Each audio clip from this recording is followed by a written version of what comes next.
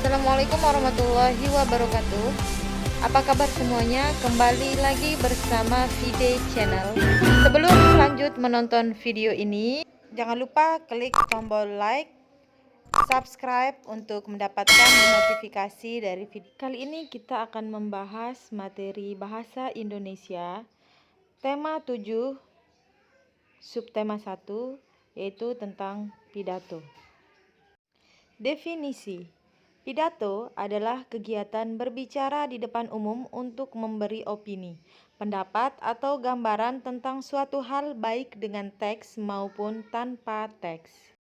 Beberapa tujuan dari pidato antara lain: A. Sebagai sarana informatif, B. Sebagai sarana rekreasi atau menghibur, C. Sebagai sarana untuk mengajak pendengar untuk melakukan suatu hal. Ciri-ciri pidato yang baik antara lain: A. Memiliki tujuan yang jelas, B. Isi pidato berupa informasi yang nyata atau berupa fakta, C. Cara penyajian pidato sesuai dengan pendengarnya, D. Penyajian pidato jelas dan menarik, E. Menggunakan intonasi, lafal, dan volume yang jelas.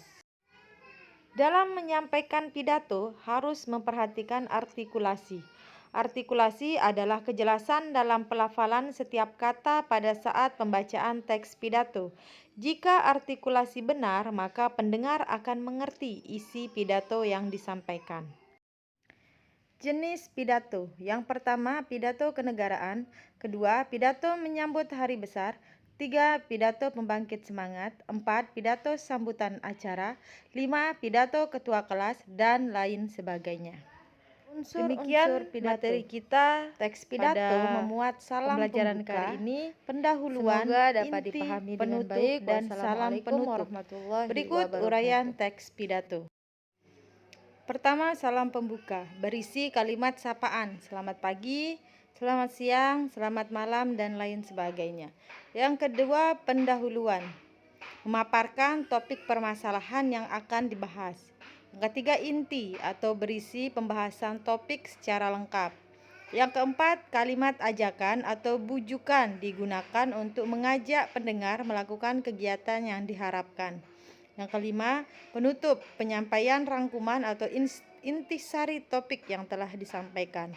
Dan yang keenam, salam penutup, berisi kalimat salam penutup seperti terima kasih.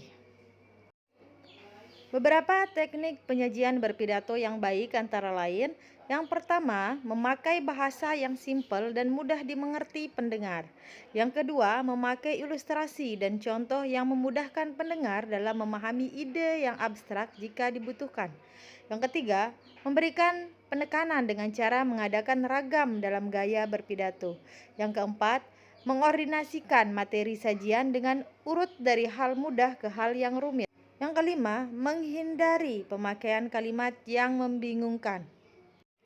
Yang keenam, materi pidato disajikan dengan urutan yang tepat dan jelas. Yang ketujuh, memberikan rangkuman butir-butir yang perlu, baik selama penyajian atau di akhir penyajian pidato.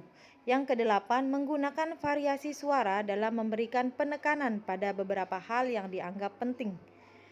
9. Kejelasan lafal, intonasi, suara, dan sikap yang tepat, supaya pendengar tidak jemu atau berkesan menonton. Yang 10. Membuat dan mengajukan pertanyaan untuk mengetahui pemahaman pendengar, ketertarikan pendengar, atau sikap pendengar bila diperlukan.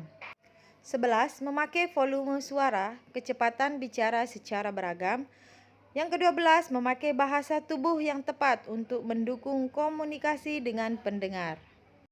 Beberapa persiapan yang harus dilakukan sebelum pidato antara lain: yang pertama, menyiapkan mental dan menyesuaikan keadaan saat kita melakukan pidato nanti. Yang kedua, tentukan maksud atau tujuan berpidato. Yang ketiga, memilih dan mengemukakan pokok utama dalam menyampaikan pidato. Yang keempat, menganalisa pendengar dan kondisi saat melaksanakan pidato. Yang kelima, mengumpulkan bahan yang bisa menjadi kata kunci dalam menyampaikan pidato. Misalnya, membaca buku, bertanya ke yang pakar, atau berupa pengalaman pribadi. Yang keenam, membuat kerangka pidato. Yang ketujuh, mencoba merinci atau mengembangkan kerangka pidato secara mendalam.